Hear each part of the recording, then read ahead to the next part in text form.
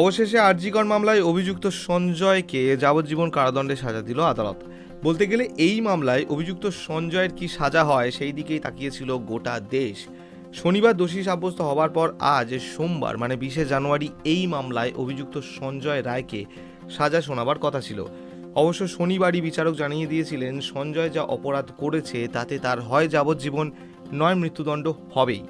যদিও গত 9ই August RG Kar medical কলেজে ওই তরুণী চিকিৎসকের মৃত্যুকে ঘিরে যে শুধুমাত্র একা সঞ্জয় জড়িত তা আজও বিশ্বাসযোগ্য নয়। কিন্তু দুঃখের বিষয়, প্রমাণ যদি না থাকে তাহলে এই অনুমান শুধুমাত্র অনুমানই রয়ে যায়। আদালতে কোনো কিছু প্রমাণ করতে গেলে শুধু মুখের কথা আর অনুমানে চলে না, তার জন্য লাগে প্রমাণ। আর এই আরজিকর মামলায় যে প্রমাণ এদিক ওদিক হয়েছে সেটা আমরা সকলেই কিন্তু বুঝতে পারছি। যদিও খবর অনুসারে সঞ্জয় উচ্চ আদালতের দ্বারস্থ হতে পারে, কিন্তু তার বাড়ির লোক মানে তার মা এবং বোন যে এই আইনি লড়াইয়ে তাকে সাহায্য যে করবেন না তা আগেই খবরে এসেছিল।